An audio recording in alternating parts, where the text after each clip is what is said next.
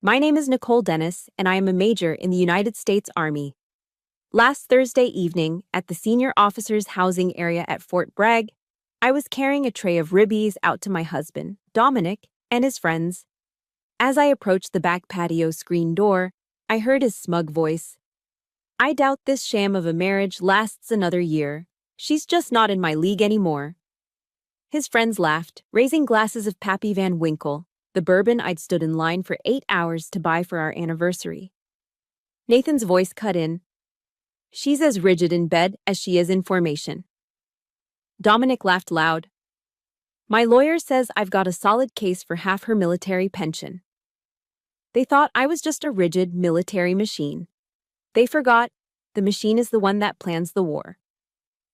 Let me know where you're watching from in the comments, and hit subscribe if you've ever been betrayed by the very person you trusted most. The Carolina air was crisp, carrying the first real chill of October, but the back patio was warm. The fire pit, a heavy brushed metal basin I'd bought with my last deployment bonus, was throwing off a comfortable heat. The smell of hickory charcoal from the grill was rich, mixing with the sharp, sweet scent of aged bourbon. I'd been running a field training exercise for 72 hours straight. My bones ached and my eyes were gritty with a fatigue that no amount of coffee could touch. But this was Thursday. This was our routine. Major Dennis ran the field. Nicole Dennis, the wife, ran the household. And Thursday was Dominic's barbecue night. I felt a quiet prickle of satisfaction, the kind that comes from completing a mission.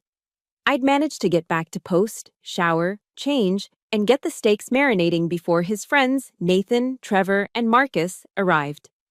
They were all dependas, a term we used for military spouses, men who had, in theory, put their own careers on hold to follow their wives. I'd always felt a twinge of sympathy for them. Now, I plated the thick-cut ribeyes, perfectly seared, and balanced the heavy ceramic tray. I was tired, yes, but I was also content. I was being a good wife. I was balancing the demanding scales of my career and my home life. As I slid my hand toward the screen door handle, their voices drifted through the mesh, clearer than I expected. They were laughing. It was a deep, smug laughter, the kind men share when they believe they're safe, unobserved. "I'm telling you, Dom, it's a golden parachute," Nathan said. His voice was oily. "She's been so focused on making battalion commander, she doesn't see anything else." My hand froze on the handle. The tray suddenly felt impossibly heavy, the ceramic cutting into my palms. Dominic's voice, the voice I woke up to every morning, joined in. "I doubt this sham of a marriage lasts another year. She's just not in my league anymore." My breath caught. It felt like a physical blow, a precise punch just below the ribs. Sham? Not in his league. I just spent 3 days in the mud and rain, leading soldiers, managing logistics for a multi-million-dollar exercise, and I'd come home to grill him a steak. His friends roared. I saw them through the screen, silhouetted against the fire. They were sitting on the brand-new teak patio furniture I'd ordered, the furniture my bonus had paid for. They raised their glasses.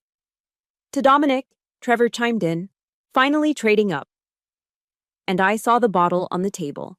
It wasn't just any bottle, it was the Pappy Van Winkle. The 20-year. The one I had literally stood in a line for 8 hours at the Fayetteville ABC store to get. A line that snaked around the building, just to surprise him for our anniversary. He was serving my sacrifice, my gift, to the men who were celebrating the end of our marriage. Then Nathan spoke again, and his words were the ones that shattered the glass. "She's as rigid in bed as she is in formation."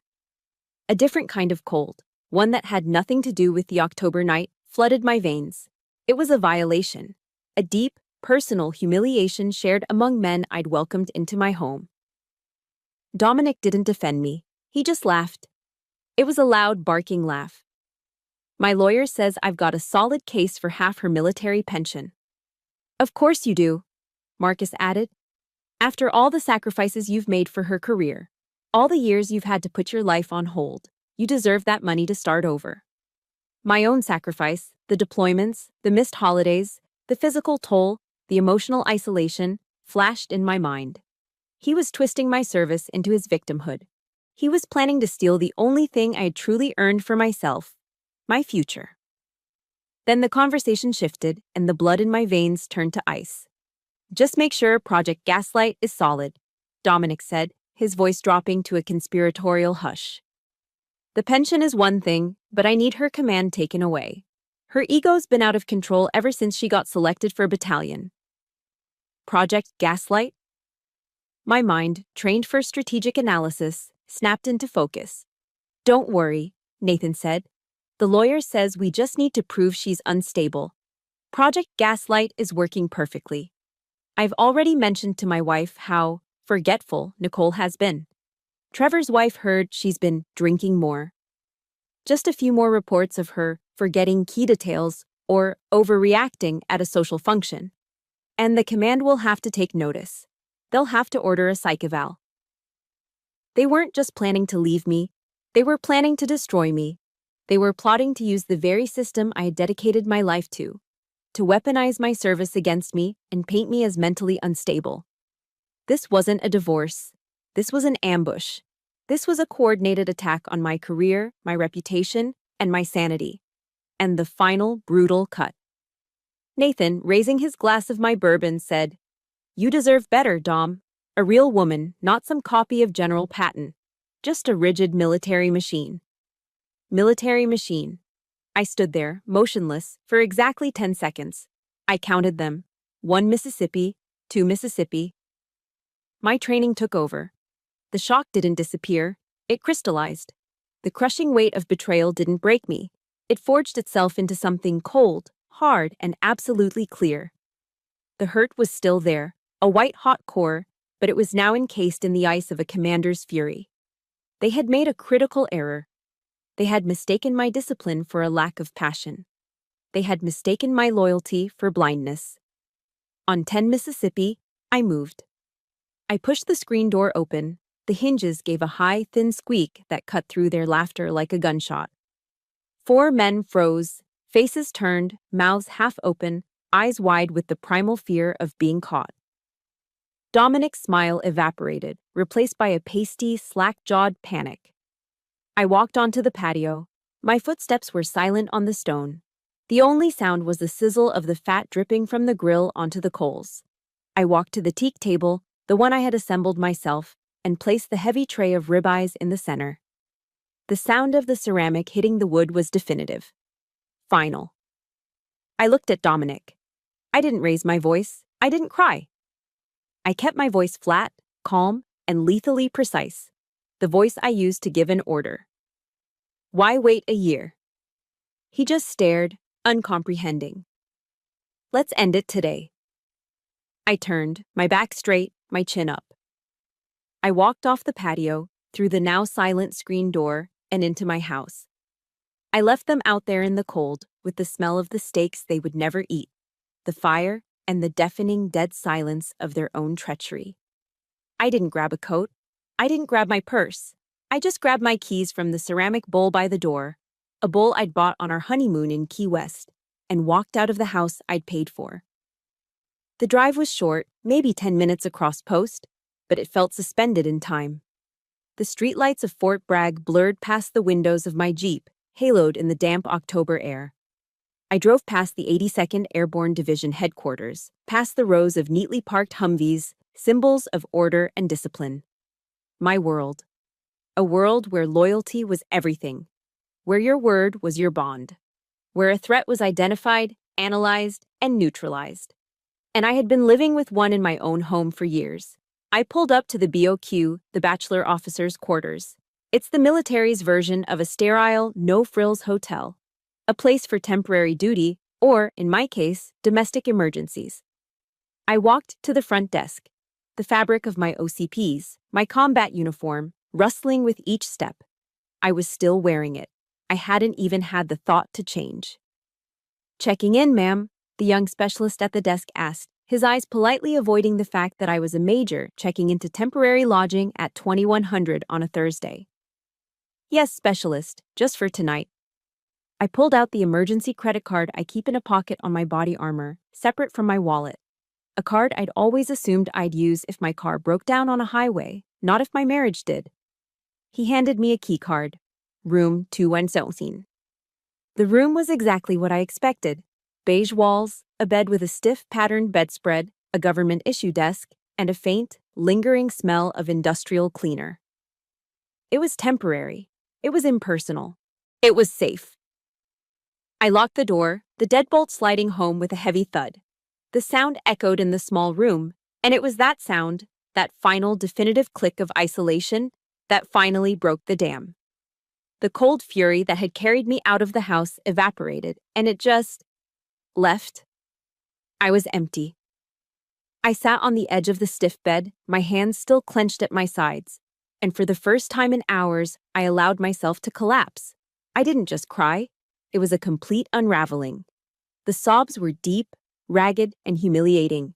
They tore out of my chest, fueled by a shame so profound it choked me. I wasn't crying for lost love. The man I loved, I realized, had probably never existed. I was crying for the fool. For me. I was crying for the humiliation of it all. I am Major Nicole Dennis. I lead soldiers. I analyze complex battlefield intelligence. I can spot a threat from a mile away. But I couldn't spot the one sleeping next to me. I had applied the Army value of loyalty, unquestioning, absolute loyalty, to a traitor. And he had used that loyalty, my own code of honor, as his primary weapon. The military machine, Nathan had called me. Maybe they were right. I saw all the external threats but missed the cancer growing inside. I pressed the heels of my hands into my eyes, trying to force the memories back, but they came anyway. The red flags I had dutifully, stupidly painted green. I remembered when I was promoted to captain. I was so proud. I'd pinned on the dual silver bars, and I felt that sense of accomplishment, of moving forward. Dominic had just been laid off from another sales job he'd claimed wasn't challenging enough. I came home, wanting to celebrate with a bottle of champagne. He was sitting on the sofa, in the dark, watching ESPN with the sound off. I uncorked the bottle, the pop sounding too loud in the quiet room. "Guess who's a captain?" I said, trying to sound cheerful. He didn't look at me. He just took a long pull from his beer. "So that's it then," he said, his voice flat. "You're Captain Dennis's now. You're the boss. Guess you won't be needing me much longer, will you? You're leaving me behind." The joy vanished, instantly replaced by a cold, slithering guilt. He hadn't said congratulations. He had taken my success and twisted it into an act of abandonment, an attack on him. I spent the rest of my promotion night apologizing, reassuring him that his role was just as important, that my career was our career. And I remembered the finances. Oh God, the finances. Dominic had always handled them. "Babe, you're brilliant at military stuff," he'd say, ruffling my hair. "But you're too trusting. You're naive about money.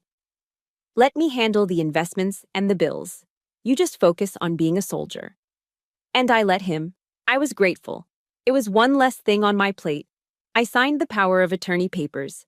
I gave him access to all my accounts. I was a major in the U.S. Army, and I was getting an allowance from my own husband, paid from my own salary. I saw it even then, but I told myself it was partnership. It was division of labor. Tonight, sitting in this sterile BOQ room, I saw it for what it was. It wasn't partnership. It was isolation. It was a calculated move to sever my control, to make me dependent on him for my own money, to prepare for the day he would try to take it all.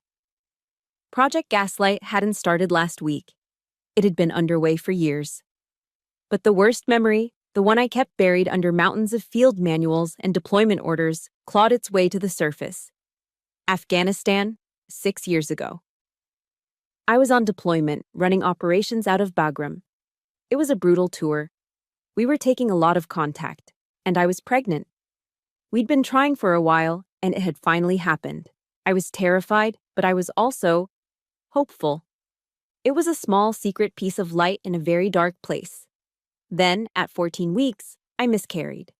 It happened violently, quickly, in the middle of the night on the cold floor of a plywood hut. When I was stable, I got to a satellite phone to call him. I needed my husband. I was broken, I was bleeding, I was 7,000 miles from home, and I had just lost our child. I was sobbing so hard I could barely speak. There was a long silence on the other end of the line, just static. I remember thinking the call had dropped. Dominic? I whispered. Did you hear me? His voice came back, not sad, not comforting.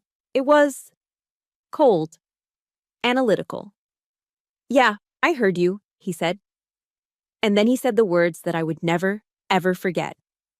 Maybe it's a sign, Nicole. You've been so focused on the job. You're always in the field, always gone. You chose your career over being a mother. I'd collapsed. I believed him. For 6 years, I carried that. I believed that my ambition, my service, my very nature had cost me my child. I believed I was unworthy of being a mother. If you've ever had your deepest pain used against you by someone you loved, please just hit that like button to show some support. And if you've ever seen a red flag in someone that everyone else missed, comment red flag below. You are not alone in this. Tonight, the cold, hard truth hit me. Dominic's words. They hadn't been the clumsy lashing out of a grieving husband. He hadn't been grieving at all. It was a tactic. It was a calculated, cruel, strategic move to break me, to instill a core of self-doubt so deep I would never challenge him again. He had used the worst moment of my life as a tool of manipulation. The crying stopped. The ice was back. The tears stopped. The realization hadn't just brought pain. It had brought a terrible, clarifying cold. The ice was back. I stood up from the stiff polyester bedspread.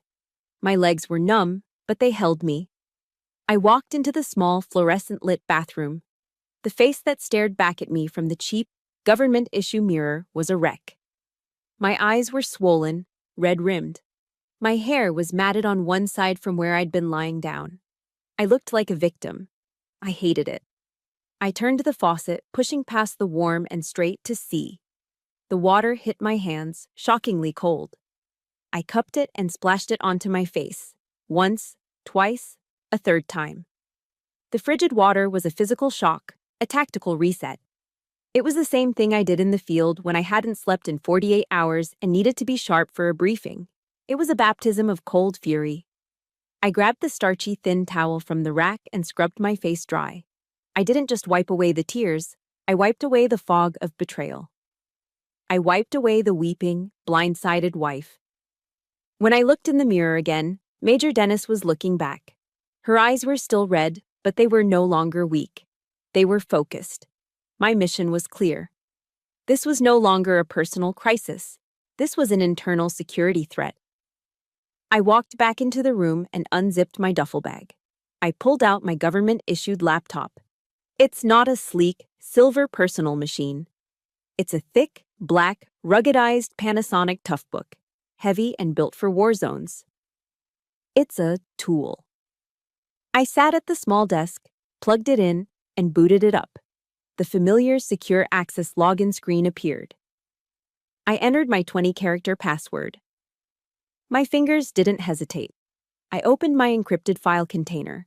This was my personal space, more secure than any bank vault.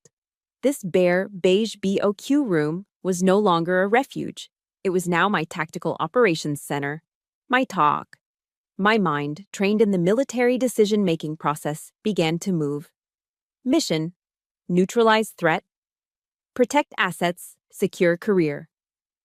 Enemy: Dominic. Hostile, primary target: Nathan, Trevor, Marcus. Co-conspirators: time frame, immediate.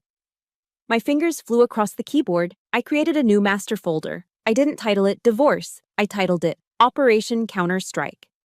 Inside, I created the subfolders just as I would for any mission profile. Folder 1, Joint Assets. The house, the bank accounts, the investments I'd been too naive to manage. Folder 2, Nicole's service record.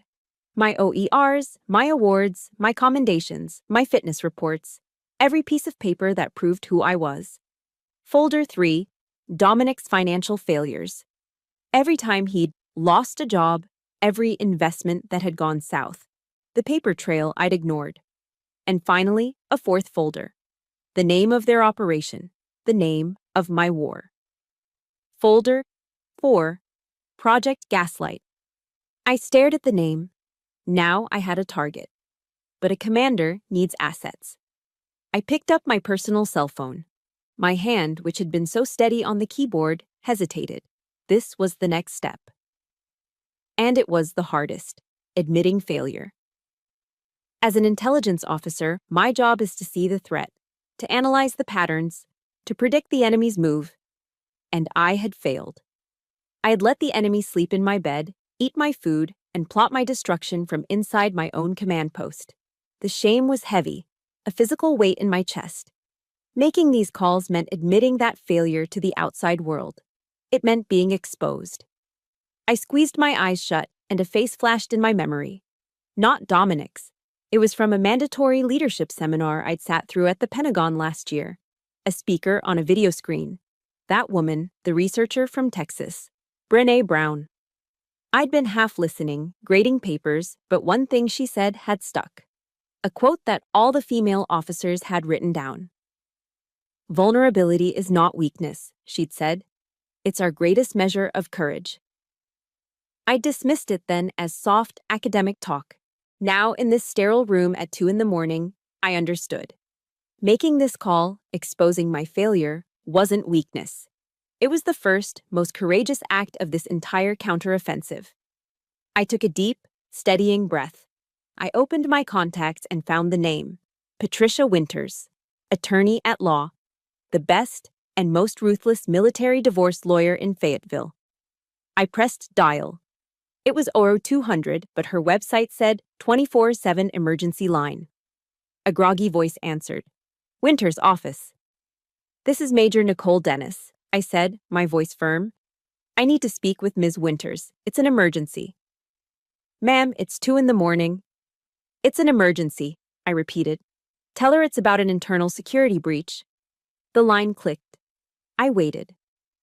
A new voice, sharp, awake, and all business, came on. "This is Patricia Winters. Ms. Winters, this is Major Nicole Dennis. I have a situation." The shame rose up again, hot in my throat. "I need an emergency restraining order. I need an immediate freeze on all joint assets. My husband, he is actively plotting to subvert my career." There was a silence on the other end, but it was a calculating silence. "Major Dennis," Patricia said finally, her voice like ice, "I'm glad you called. Your husband, Dominic, tried to retain my services 3 hours ago." My blood ran cold. "What?" "It's a classic shark move. He tried to consult with me to conflict me out, to prevent me from representing you. It's the first thing abusers do. I declined him. His story didn't add up." She paused. "I've been waiting for your call. Be at my office at 0800. We start the offensive." She hung up. I let out a breath I didn't know I was holding, a small victory.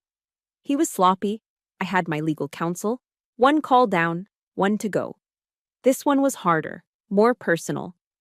I dialed the number I knew by heart, my command sergeant major, my top.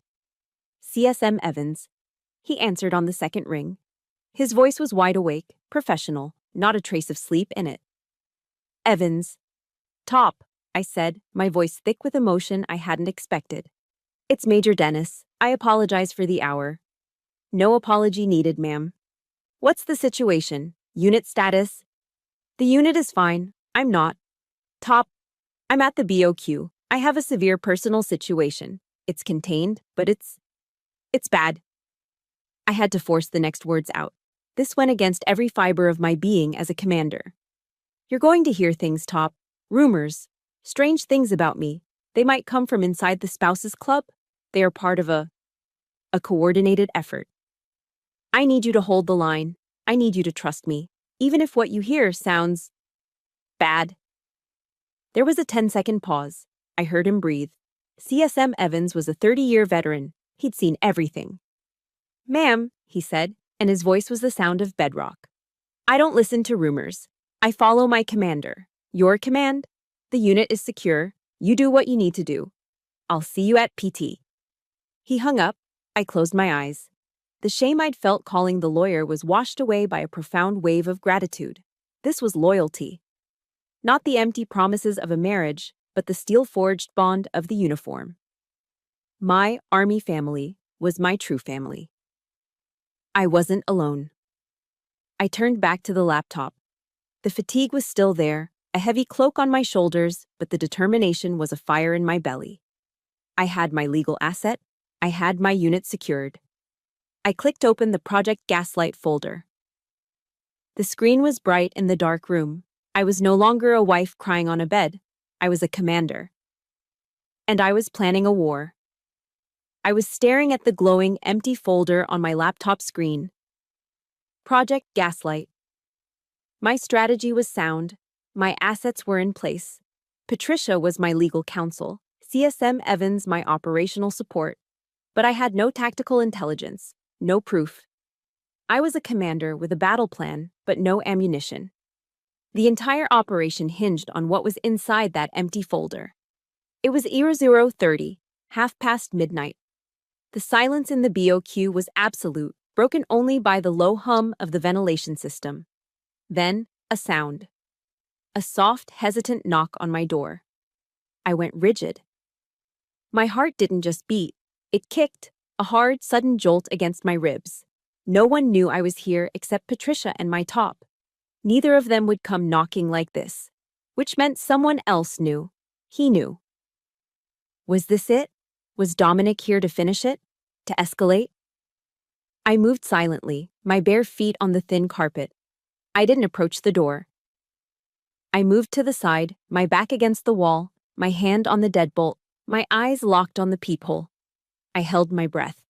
Another knock, this time a little more urgent. Major Dennis. A man's voice, muffled but familiar. My stomach twisted. It was Nathan, one of them. One of the men from the porch. I didn't move. This could be a trap.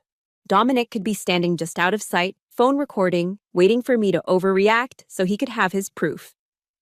Major Dennis, please. Nathan's voice cracked.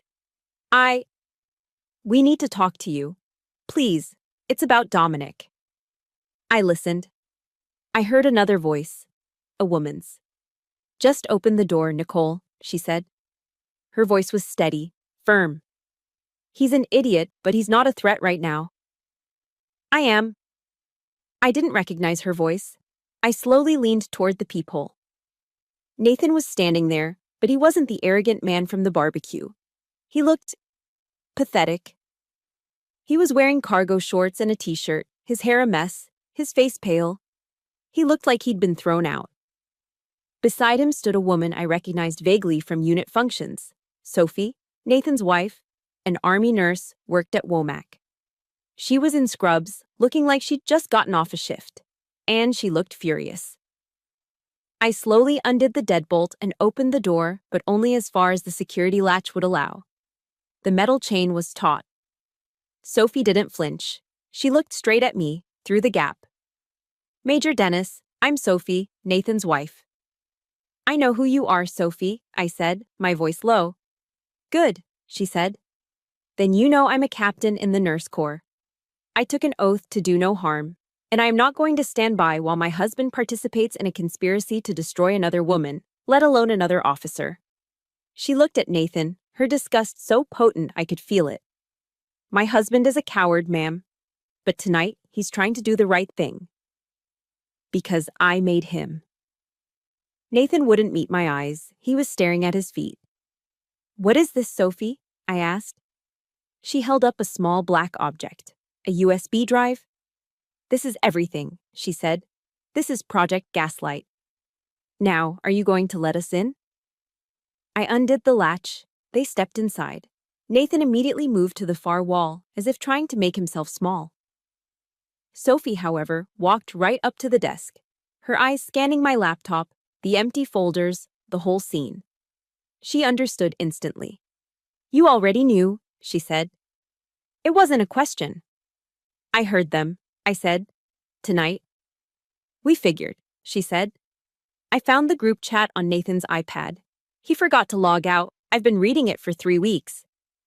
She said it so calmly, but her hands were shaking. He told me it was just guy talk, she spat, glancing at Nathan. Venting. Then I read what they were actually planning. She turned back to me and held out the drive. It's all in here. 3 weeks of screenshots. I downloaded every conversation, every picture, every file. My hand was steady as I took it from her. I slid it into the USB port. The icon popped up on my screen. I clicked it. The folder opened. It was all there, dozens of files. I opened one, a screenshot of the chat. Dominic.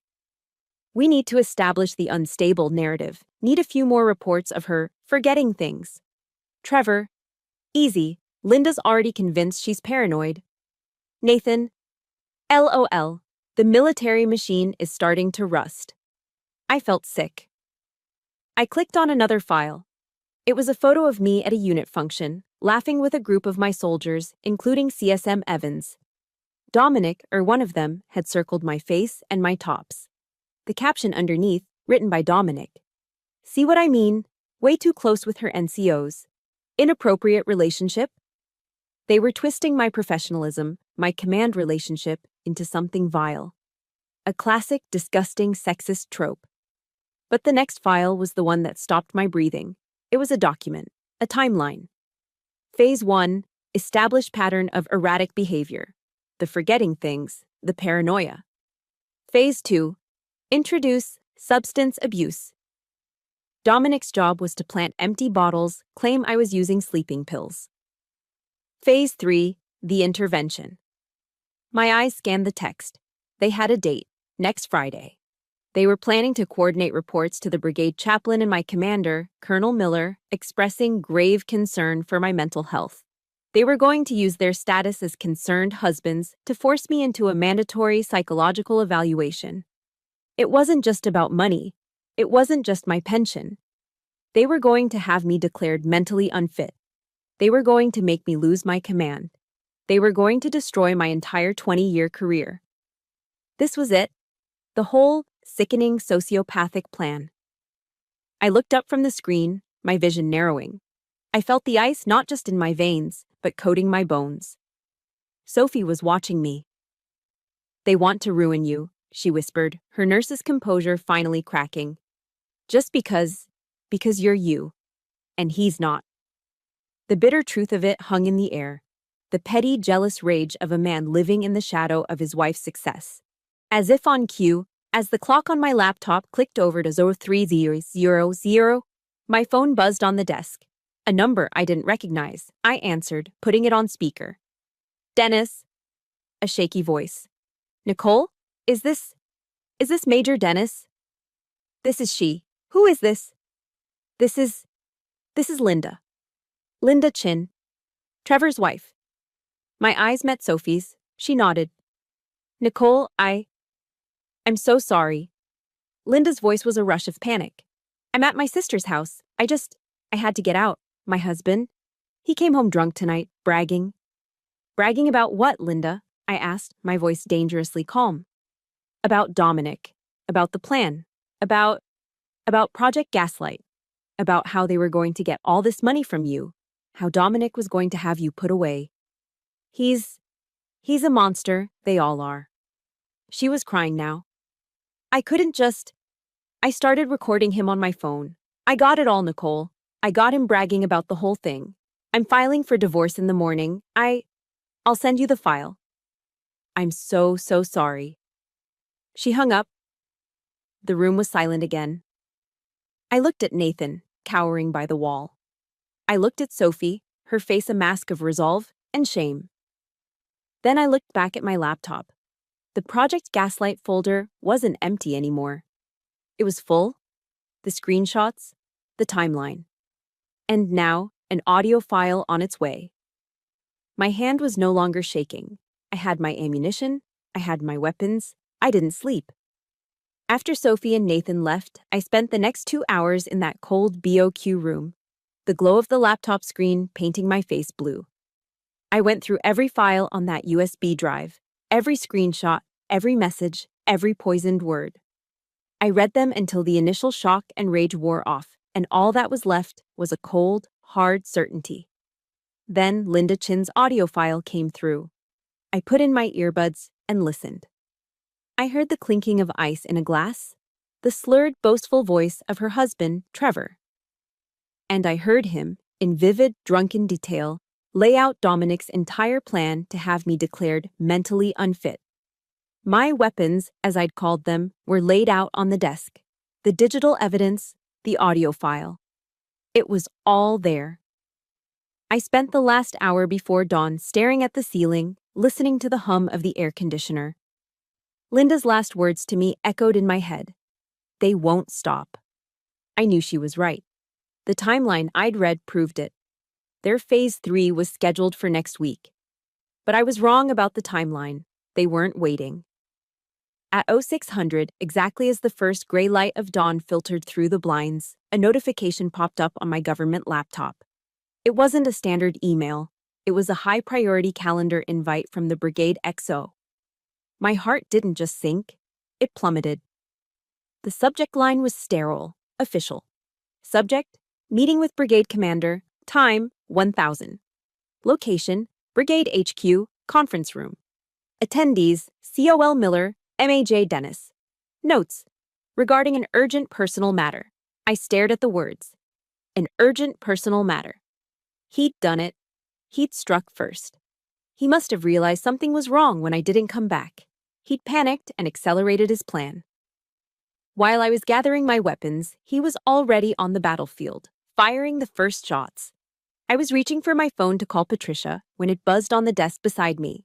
Her name lit up the screen. I snatched it up. He's here, isn't he? I said. No hello. He's not just here, he's desperate. Patricia's voice was sharp, all business. Nicole, Dominic called my office at 5 this morning, crying, tried to hire me. What? It's a classic bottom feeder tactic. It's called conflicting out. He tries to have a consultation with me, even for 5 minutes, so that I'm legally and ethically barred from representing you. It's what panicking, guilty men do. My stomach tightened. He was smarter than I thought. Don't worry, Patricia said, sensing my fear. I saw it coming a mile away. I declined the consultation, told him my dance card was full. His story was sloppy. Too much emotion, not enough facts. He's scared, Nicole. He knows you're gone. He's panicking, and he's making mistakes. He's not just making mistakes, Patricia, I said, looking at the calendar invite. He's escalating. He's already gone to my commander. I've been summoned. 10. Damn it, Patricia said. Okay, he's trying to control the narrative. He's setting you up to look unstable before you can file. You walk in there alone, you're on the defensive. I know, I said. I need. My other phone, my government cell, rang on the desk. An internal post number. My blood ran cold. Patricia, I have to call you back. It's the chaplain. I hung up and answered the other line, my voice automatically shifting into its professional register. Major Dennis. Nicole, it's Chaplain Karras. I hope I'm not calling too early. His voice was kind, gentle. Father Karras was a good man. He'd counseled hundreds of soldiers, including some of my own. He was a trusted, sacred part of the system. Not at all, Father. What can I do for you? Son, I'm not breaching any confidentiality here. He sounded troubled. But your husband, Dominic, he came to see me this morning. He was here at my office at 0500. My knuckles went white on the phone. 0500. Before the email. Before the call to Patricia. This was his first, most diabolical move. He's very worried about you, Nicole. The chaplain continued, his voice full of practiced empathy. He's deeply concerned for your mental and spiritual well-being. He says you've been under an immense amount of stress. I said nothing. I just listened to the click of the trap. He mentioned you seemed disconnected, despondent. Nicole, he said he was afraid you might be having thoughts of self-harm. He used the words suicidal ideation. There it was, the silver bullet, the words that, in a military command, change everything. He hadn't just gone to my boss. He'd gone to the spiritual heart of the brigade. He had weaponized the one system designed to offer soldiers a safe, confidential place to seek help. He had taken the sacred trust between a soldier and a chaplain, and he had poisoned it. He was painting me as a victim, not of his abuse, but of my own unstable mind. It was brilliant, and it was the most evil thing I had ever encountered. "Father," I said, and I was proud of how steady my voice was. "I can assure you I am not a danger to myself. I am fine." "I'm so glad to hear that, Nicole, truly." But he was very convincing. He was in tears. "I'm sure he was," I said, my voice like ice. "Father, I am on my way to a meeting with Colonel Miller at 10. I believe this is all part of the same, coordinated issue. I will explain everything then." Of course," he said, sounding relieved. "I'll be there as well. The colonel requested my presence. Just take care of yourself, Major." He hung up. I put the phone down. I stood up and walked to the window, staring out at the parking lot. The fear I'd been holding back now washed over me. This wasn't a fair fight. I'd seen it happen before. Good female officers, sharp as tacks, their careers completely derailed by a whisper, a rumor about an affair, a hint of emotional instability during a divorce. The Army, for all its progress, was still a boys' club in so many ways. Colonel Miller was a good man, but he was a traditional man, an old-school infantry officer. What would he see at 10 Narcs? Would he see his trusted major, his future battalion commander? Or would he see a hysterical, unstable woman and a tearful, concerned husband being comforted by the brigade chaplain? Dominic wasn't just attacking me. He was using the system's inherent biases against me. All my evidence, all my screenshots, all my years of flawless service, would any of it matter against the convincing performance of a distraught man? For a second, I felt the panic rise up, the same desperate, clawing feeling I'd had in Afghanistan. I was surrounded. And just like in Afghanistan, the panic sharpened into a single point of action. I would not let him control this battlefield. I would not walk into that room on the defensive. I grabbed my personal phone. I dialed Patricia. "He weaponized the chaplain," I said. "He'll be at the 10-team meeting. Dominic's playing the concerned husband card." "Of course he is," Patricia said, her voice disgusted. "It's the abuser's playbook, page 1. He's the victim." "He won't be for long," I said. I looked at the laptop, at the USB drive, at the audio file from Linda. "I'm not walking into that room cold. I'm going on the offensive." "What are you saying, Nicole?" "I'm saying you're my lawyer. I'm your client. But Colonel Miller, he's my commander, and he does not walk into an ambush." I took a deep breath. "Send it," I commanded. "Send what?" "Everything. The whole package, the screenshots, the Project Gaslight timeline, Linda Chin's audio recording. Email it to Colonel Miller's government account. Right now. Mark it, for commander's eyes only. Urgent personal matter." There was a pause. I heard her typing. "This is it, Nicole," she said. "Once you do this, the war has started." "The war started last night," I said. "It's time my commander had the right intelligence report." The send button clicked. It was done. The digital package, the screenshots, the audio file, the timeline, was now in Colonel Miller's inbox. The preemptive strike was launched. I had exactly 3 hours until 1000. 3 hours to transform myself from a woman who had spent the night weeping in a BOQ into the officer my commander trusted. I stood under a scalding hot shower, the water drumming against my skin, and let the last of the tears and the panic wash away. When I stepped out, I was no longer a victim.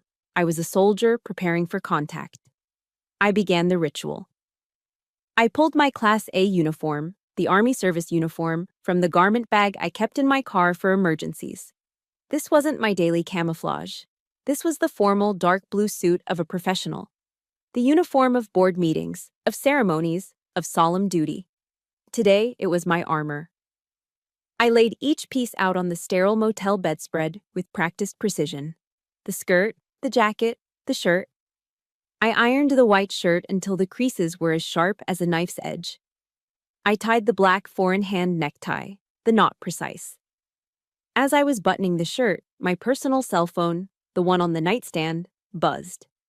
I glanced at the screen. A number from Ohio. Dominic's mother. My stomach coiled. Of course. He had failed to trap me, failed to conflict out my lawyer, so he had called in his matriarchal air support. I let it ring 4 times, then I answered. My voice was flat. This is Nicole. Nicole. Oh, thank God. Her voice was a practiced quiver of false concern.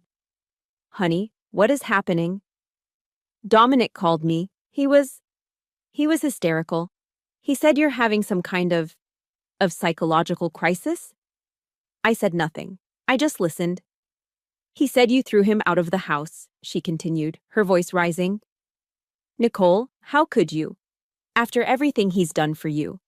After all the sacrifices he's made for your career, you can't just throw him away like this. He loves you. A white-hot, silent rage flashed behind my eyes. His sacrifices. The man who drank my Pappy Van Winkle while planning to take my pension.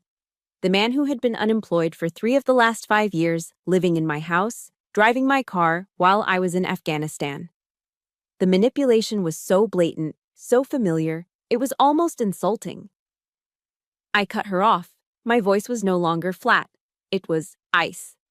Ma'am, I said, using the formal term. You should ask your son about Project Gaslight. Project? What?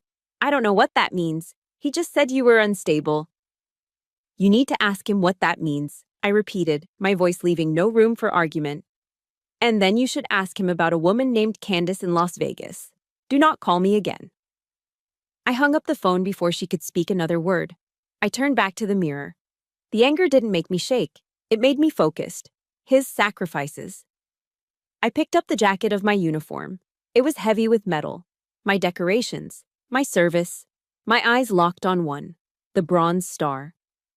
Awarded for meritorious service in a combat zone. I thought of the rocket attack that earned it, the ringing in my ears, the dust, the fear. I looked at another. The Afghanistan Campaign Medal. I thought of the Christmases I missed. The anniversaries spent on a fuzzy video call. The sheer, grinding exhaustion of deployment. I thought of the call. The call where I told Dominic I had miscarried.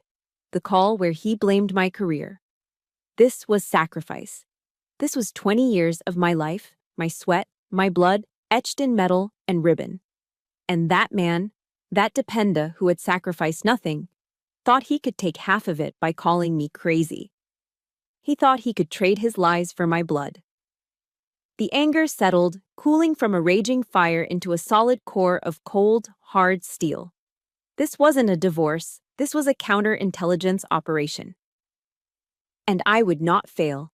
I slowly, meticulously, pinned my ribbons to the jacket, each one perfectly aligned 1/8 of an inch above the pocket. This wasn't just my armor, this was my resume. This was my truth. This was the unassailable record of who I was, a record that no lie from a bitter, insecure man could erase. As I prepared to walk out the door, a sudden, clear memory surfaced. My grandmother, a tough-as-nails woman from rural America who raised a family while my grandfather was in Vietnam. I was 19, leaving for basic training, terrified. She'd held my face in her hands and said, "Nikki, you remember this, and you remember it good. The good Lord promised, no weapon formed against you shall prosper."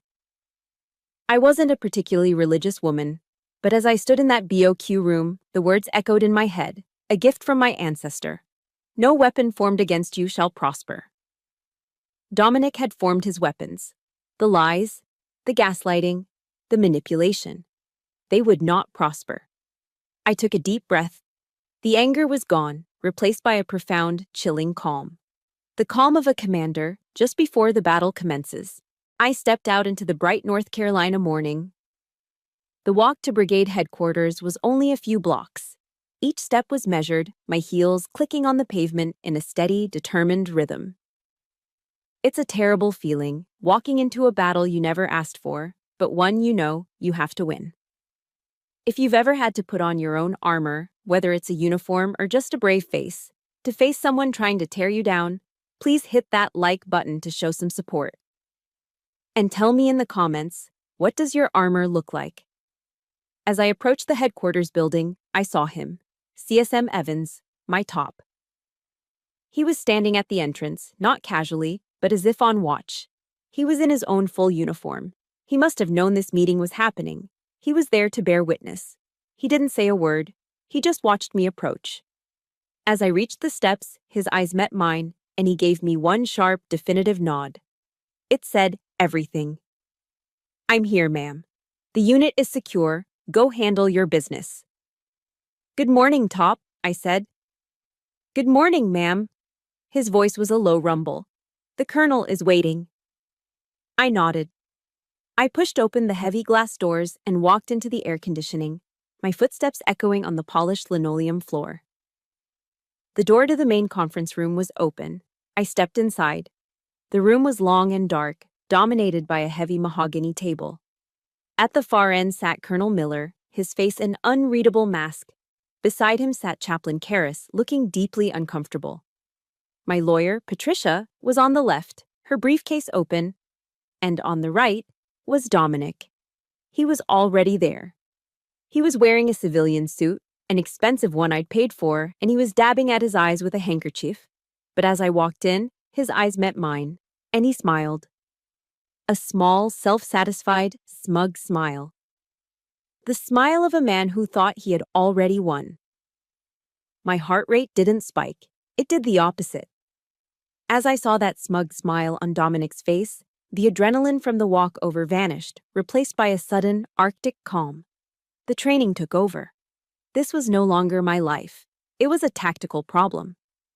I gave a sharp, professional nod to Colonel Miller. "Ma'am," I said, acknowledging my lawyer first, then them. "Colonel, Chaplain." I took my seat beside Patricia. I did not look at Dominic again. I did, however, look at the man sitting next to him. Nathan. My blood turned to ice water. He wouldn't meet my gaze. He was staring at the mahogany table as if it held the secrets to the universe, his face pale and slick with sweat. This was wrong. This was all wrong. This was the man whose wife, Sophie, had given me the USB drive. The man who was trying to do the right thing. And he was sitting on Dominic's side of the table, a co-conspirator, or a hostage. It didn't matter. He was a variable I hadn't accounted for. "Thank you all for being here," Colonel Miller began, his voice flat, revealing nothing. He gestured to a man in a Class A uniform I didn't recognize, sitting next to him. "This is Major Rourke from the JAG office. He's here to observe and advise on behalf of the command." A JAG officer, a lawyer for the Army. My stomach tightened, but I kept my face impassive. This had escalated beyond a personal matter. "Chaplain Karras is also here," Miller continued, "at my request, given the nature of the allegations." "Ma'am," he nodded to Patricia. "I see you are here representing Major Dennis." "That's correct, sir," Patricia said, her voice clear and strong. "And Mr. Dennis," Miller said, turning to Dominic, "you are the one who requested this meeting on an urgent basis. The floor is yours." Dominic took a moment, dabbing his eyes again with the handkerchief. He looked up at Colonel Miller, his face a perfect mask of rehearsed anguish. "Thank you, Colonel," he said, his voice thick with fake emotion. "Sir, this is the hardest thing I've ever had to do." He clicked a remote. The large presentation screen at the end of the room lit up. He had prepared a PowerPoint. My poker face held, but inside, I was stunned. The audacity. The sheer, calculated preparation. This was Phase 3. "I'm here," Dominic said, his voice cracking. As a concerned husband. Sir, I love my wife, but I am terrified for her." He clicked to the next slide. "The pressure of her career," he said, shaking his head sadly. "The upcoming command. It's become too much. It's causing a break, a serious mental health crisis, and I am scared she is going to hurt herself." I didn't look at him. I watched Colonel Miller. Miller's face was stone. I've tried to help her, Dominic continued. I've tried to be supportive, but she's been irrational, forgetful, and she's been self-medicating. He clicked the remote again. A new slide appeared. It was a picture. It was me. I was slumped over my desk in my home office, in my PT uniform, completely asleep. The photo was taken from the doorway. I remembered that night. It was 3 weeks ago, right after the 72-hour field exercise. I had been awake for nearly all of it, and when I got home, I'd sat down to take my boots off and had simply passed out at the desk. I'd slept there for 4 hours until Dominic found me and gently led me to bed, whispering about how hard I worked. He had staged it. I found her like this, Dominic said, his voice choked with a sob. I found this empty pill bottle next to her. He gestured to the photo where, in the corner of the desk, a bottle of Ambien was visible. My prescription. From 6 months ago. One I'd never even finished. She's abusing sleeping pills, sir, Dominic said, looking at the colonel. She's mixing them with alcohol. I'm terrified I'm going to come home one day and find her. Find her. He didn't need to finish the sentence. He had just painted a picture of an unstable, suicidal officer for her commander. The room was silent. I could feel the chaplain's eyes on me, full of pity. I could feel the JAG officer's eyes, sharp and analytical. I did not move. I did not blink. I stared at the screen, at the betrayal. He had weaponized my exhaustion. He had turned my 20 years of service, the very grit the Army demanded of me, into a symptom of a disease. And, sir, Dominic said, his voice dropping, there's more. He clicked the remote, a new slide. My breath caught. It was another photo. This one was from the brigade Christmas party last year. It was me and CSM Evans. We were standing by the punch bowl, laughing. My hand was on his arm, and I was leaning in slightly to hear him over the music. It was a perfectly innocent, normal moment. A commander and her senior enlisted advisor, her top, enjoying a moment of holiday cheer. But Dominic, the master manipulator, had cropped it. He'd zoomed in, making the innocent touch on the arm, the shared laugh, look intimate. I don't know what to think about this, Colonel, Dominic said, his voice dripping with insinuation. Her and Command Sergeant Major Evans. They spend so much time together. Late nights, always working. The room temperature dropped 20 degrees. This was the real attack. This was the Project Gaslight I'd read about. It was a classic, disgusting, sexist, and racist trope. The unstable female officer sleeping with her subordinate. He was trying to destroy 2 careers, 2 families, with one lie. This was not about divorce. This was not about money. This was annihilation. I calmly took out my notebook and a pen from my briefcase. I made a note. I did not look at Dominic. I did not look at the picture. I looked only at Colonel Miller. His jaw was set. His eyes were fixed on the screen. He was a man who had seen combat, and he knew an ambush when he saw one. I could see the muscles in his cheek working. Dominic finished. Sir, I want my wife back. I want her to get help. Before it's too late. He sat down, putting his head in his hands, his shoulders shaking with silent, fake sobs. The performance was complete. The room was suffocatingly silent. The only sound was Dominic's sniffing. I watched Colonel Miller. He sat back in his chair. He looked at Dominic, then at the chaplain, then at the JAG. Then his eyes settled on me. I met his gaze. My back was straight. My hands were steady on my notebook. My poker face was absolute. I was a major in the United States Army, in full uniform, ready to give my report. Colonel Miller, to his credit, did not look at me with pity. He looked at me like the officer I was. He took a slow, deliberate breath. I saw his eyes flick down for just a fraction of a second to a folder on the desk in front of him. The folder Patricia had emailed. He looked back up at me. Thank you, Mr. Dennis. The colonel's voice was a low, dangerous rumble. That was very disturbing. He turned his full attention to me. Major Dennis, do you have anything you wish to present? Colonel Miller's question hung in the air, sharp as a scalpel. Major Dennis, do you have anything you wish to present? Dominic was still sniffing, his head bowed, the picture of the grieving husband. He shot a quick, triumphant glance at me from under his brow, confident his performance had sealed my fate. I stood up. My chair didn't make a sound on the carpet. My voice was clear, cold, and amplified by the sudden, dead silence in the room. Yes, sir, I do. I met Colonel Miller's gaze. Thank you, Colonel. I do not have a presentation regarding my mental health. I nodded to Patricia, who plugged my government laptop into the console. The main screen flickered, then lit up, replacing Dominic's photo of me and CSM Evans. My slide was simple. Black background, white text. It had only 2 words. Project Gaslight. My presentation, I announced, my voice cutting through the silence, is called Project Gaslight. I heard a sharp intake of breath from Dominic. His head snapped up. The fake sobbing stopped instantly, replaced by a pale, wide-eyed shock. His smugness evaporated. On the large video screen at the end of the table, the feed from Division HQ blinked on. General Harrison, the 2-star commander who was overseeing my promotion packet, was now patched in. What in the hell is Project Gaslight? His voice boomed over the speakers. Major Dennis, is this some kind of a joke? No, General, I said, my voice steady. It is not.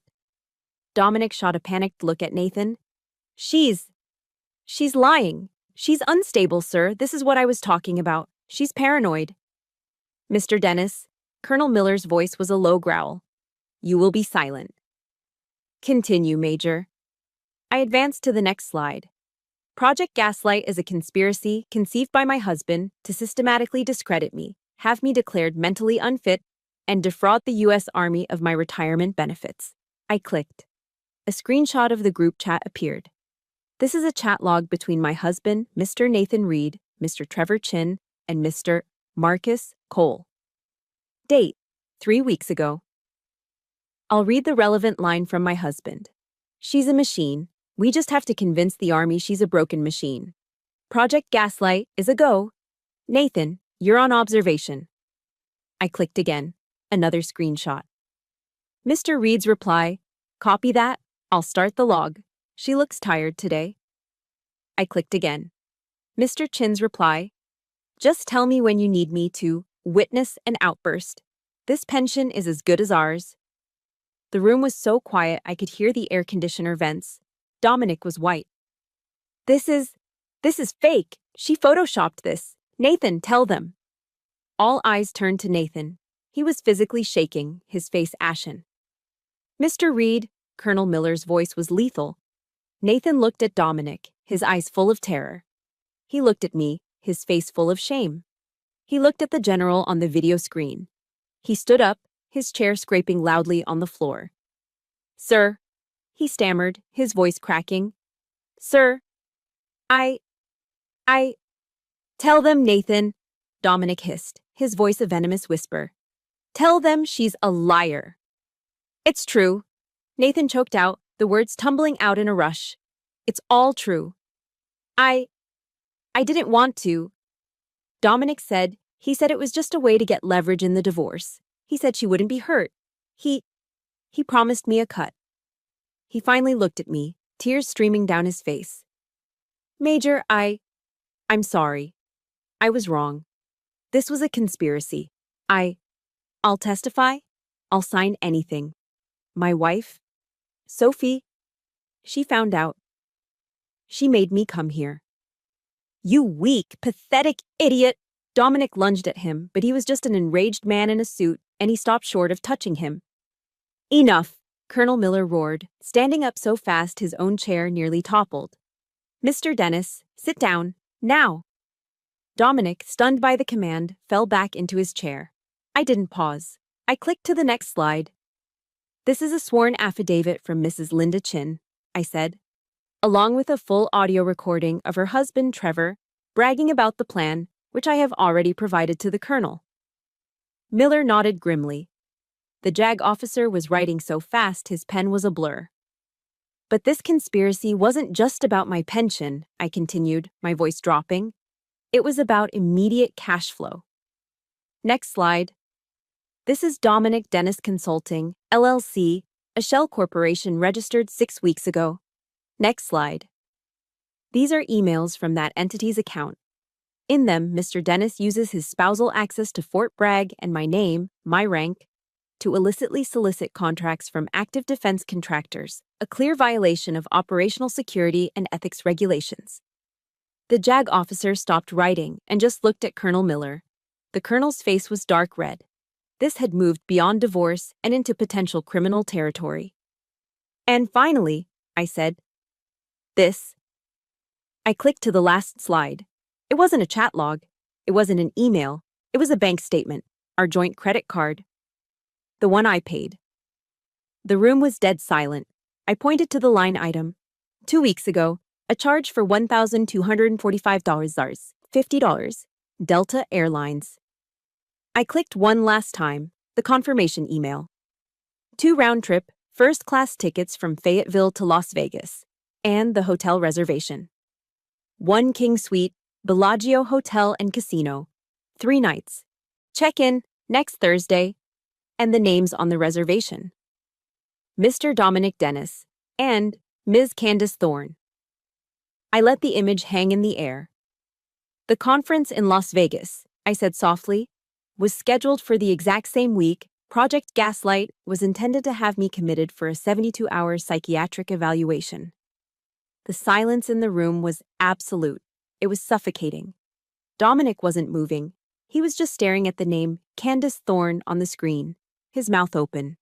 He had been so focused on his performance that he never, ever thought I would have this. Chaplain Karras slowly took off his glasses and rubbed the bridge of his nose, his face a mask of profound disappointment. Patricia simply sat, her hands folded. Colonel Miller stood up again, very, very slowly. He buttoned his jacket. He looked at the general on the screen, who just nodded once. When the colonel spoke, his voice was no longer angry. It was dead. Mr. Dennis. Dominic didn't look up. Mr. Dennis, look at me. Slowly, like a man underwater, Dominic raised his head. For 20 years, the colonel said, his voice quiet but shaking with controlled rage, Major Dennis has served this nation. She has led soldiers in combat. She has missed holidays, anniversaries, and God knows what else in service to this army. She's one of the finest officers I have ever had the privilege to command. He pointed a finger at Dominic. And you. You come into my headquarters. You lie to my chaplain. You attempt to subvert my chain of command. You conspire to commit willful, malicious sabotage against a U.S. Army major. His voice rose. You didn't just plan a divorce, Mr. Dennis. Your actions constitute a direct threat to the good order and discipline of this brigade. Your Project Gaslight is a direct assault on the readiness of my command. This is not a family matter. This is a matter of national security. He hit the intercom on his desk. His voice was sharp. Top, send in the MPs. The door opened and 2 military police officers stepped inside, accompanied by CSM Evans. Sir? One of the MPs asked. This man, Colonel Miller said, pointing at Dominic, is to be escorted from this building. He is to be processed for conspiracy and willful sabotage of a U.S. service member. His access to Fort Bragg and any other military installation is hereby permanently revoked. Get him out of my sight, immediately. Dominic just crumpled. The expensive suit, the smugness, the lies, it all collapsed. He was nothing. A hollow shell. Nicole, he whispered, his voice desperate. Nicole, please. Don't let them. I looked at him, not with hate, not with pity, with nothing. He was a variable that had been neutralized. The MPs didn't wait. They each took an arm and hauled him to his feet. He didn't even have the strength to stand. He just sagged between them, his $1,000 shoes dragging on the carpet as they pulled him from the room. The door clicked shut, and the battle was over. The door clicked shut. For a full 10 seconds, nobody in the conference room moved. The silence was heavier than the gunfire I'd heard in Afghanistan. It was the sound of a life being irrevocably altered. Colonel Miller finally broke it. He let out a breath that seemed to carry the weight of the entire morning. He looked at me, his eyes no longer angry, but filled with a deep, professional exhaustion. "Major Dennis," he said, his voice quiet, "you have my profound apologies. I am sorry you had to endure this. Your name is cleared. This meeting, this complaint, is officially expunged. The General sends his regards and his apologies as well." "Thank you, sir," I said. My own voice sounded distant. "Chaplain," the Colonel said, turning, "please, see what you can do for Mr. Reed.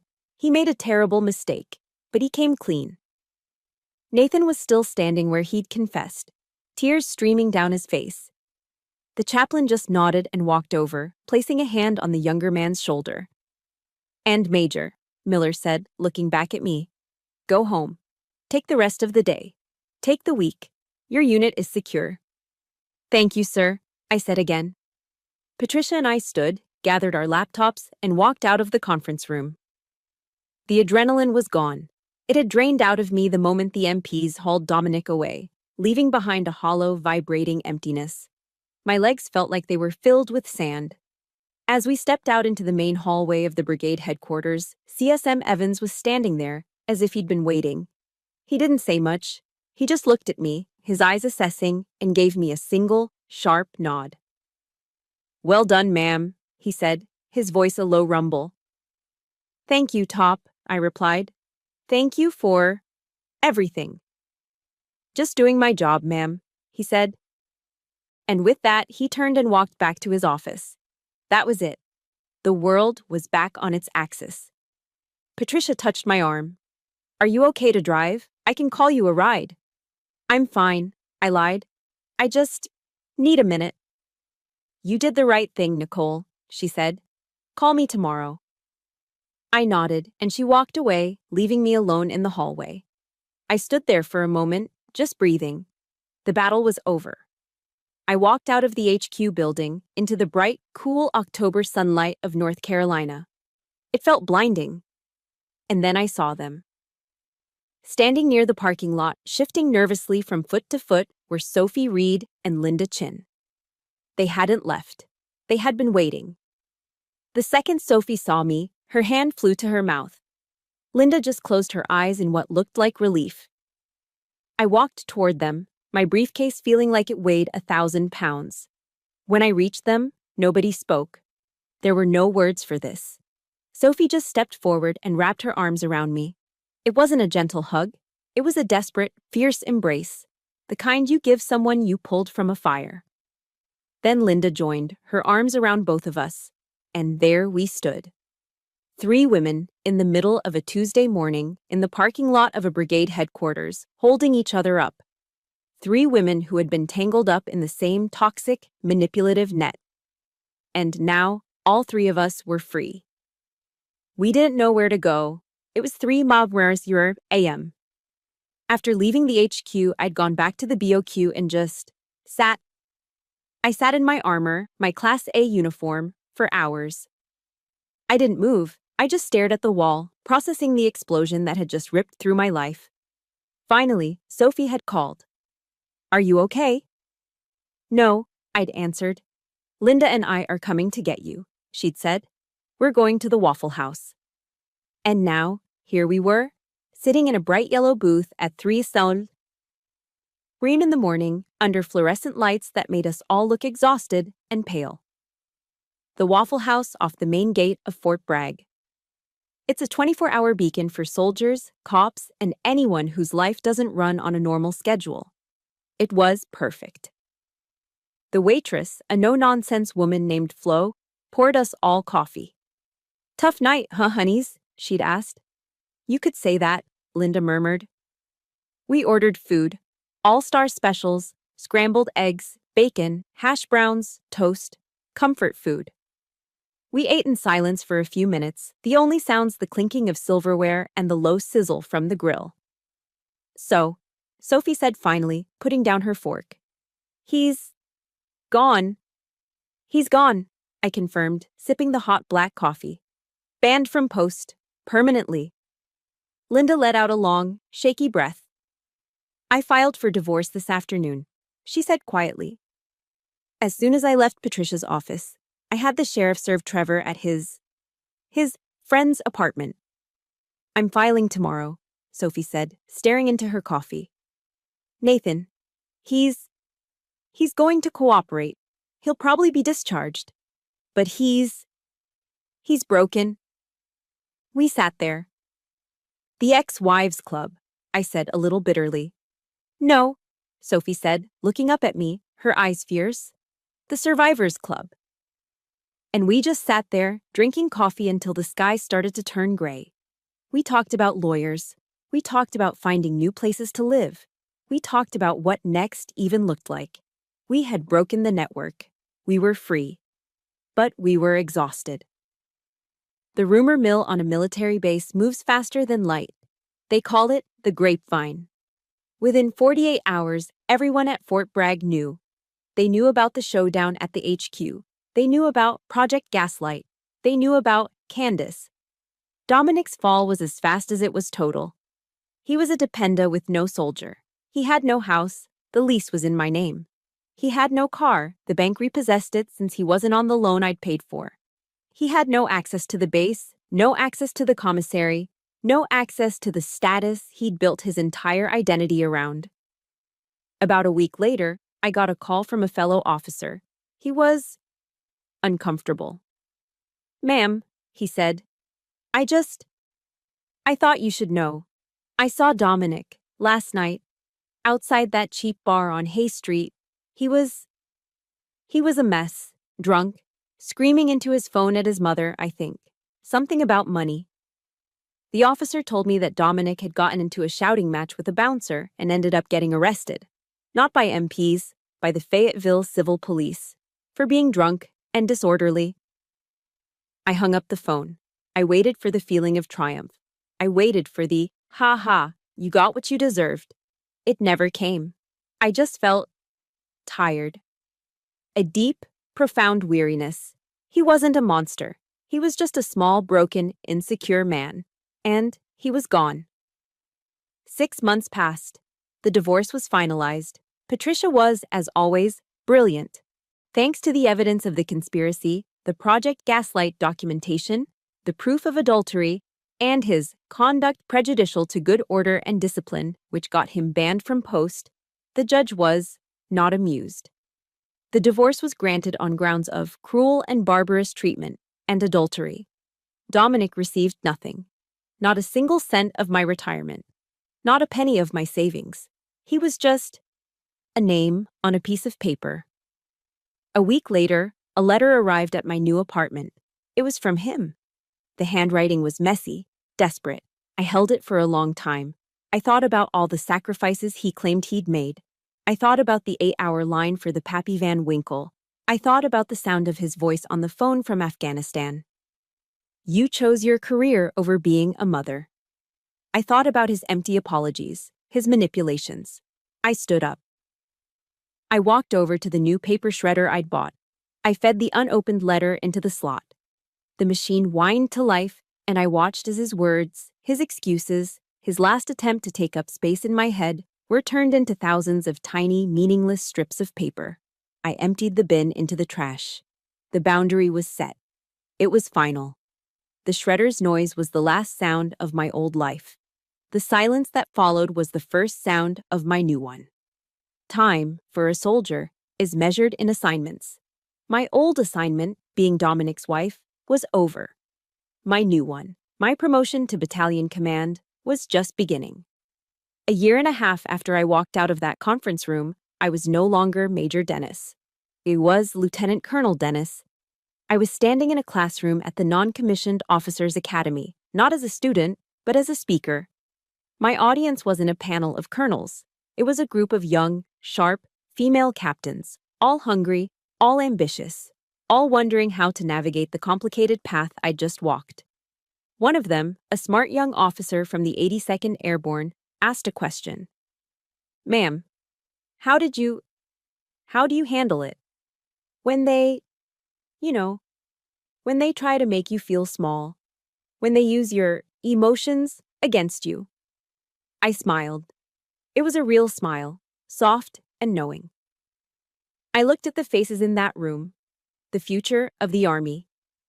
They will, I said, my voice quiet but filling the room.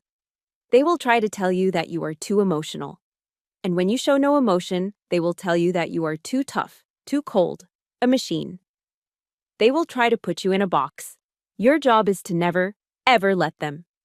I leaned against the podium. The world will wound you, I told them. That is a guarantee. Your armor won't always protect you. People you trust will let you down. You will fall. The wound is not the point. The wound is not the end of your story. It's the beginning of your wisdom. I paused, letting them take that in. There's a saying from a very wise woman, Oprah Winfrey. She said, "Turn your wounds into wisdom." My project Gaslight was a wound.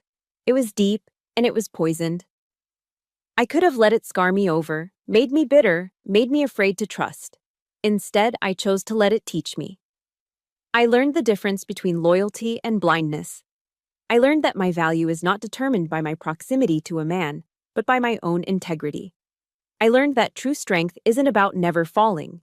It's about how you get up, how you plan the counter-assault, and how you rebuild. So let them talk, I said. Let them call you names.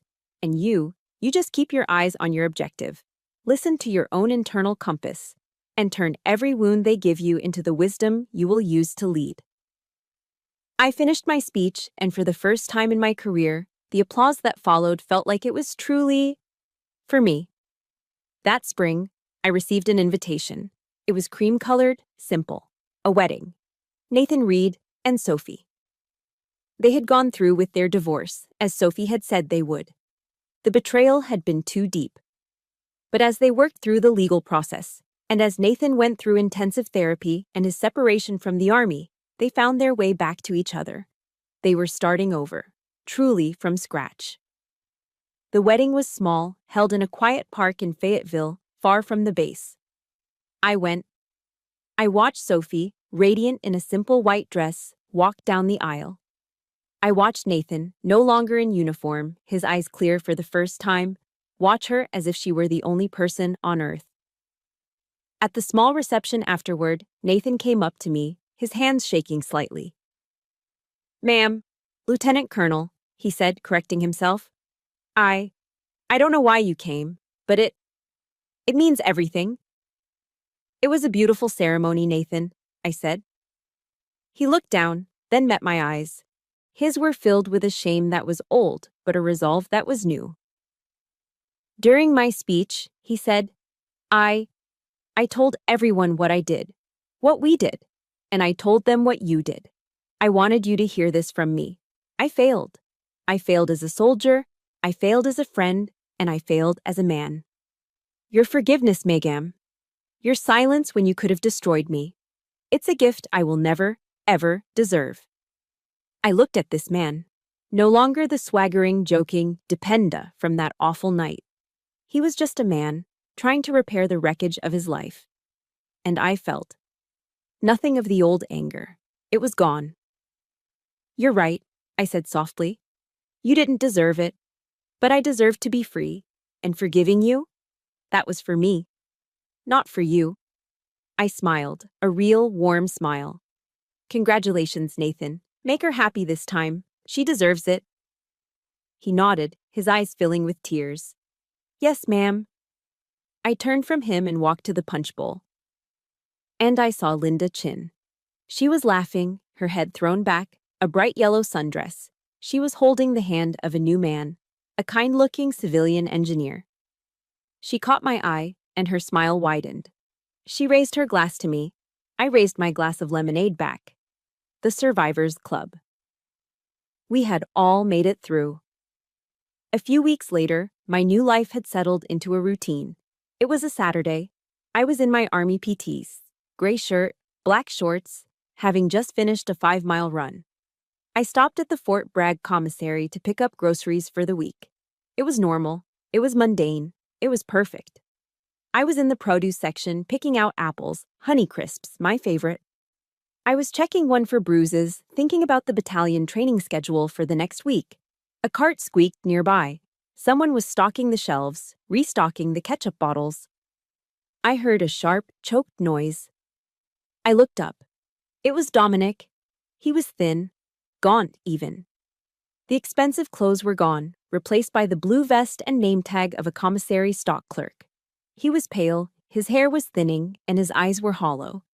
He was pushing a U-boat cart piled high with boxes. Our eyes met. The entire world just stopped.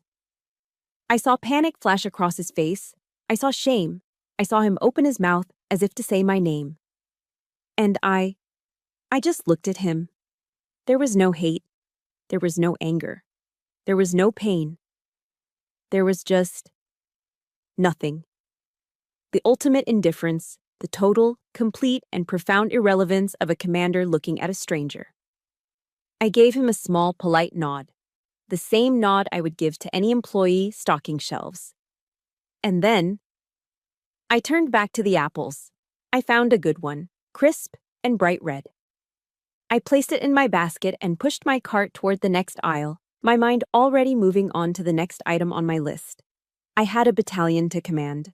I had a mission to prepare for. I never looked back. He was just a ghost, in an aisle he no longer had the privilege to shop in. And I was finally, completely, and beautifully free.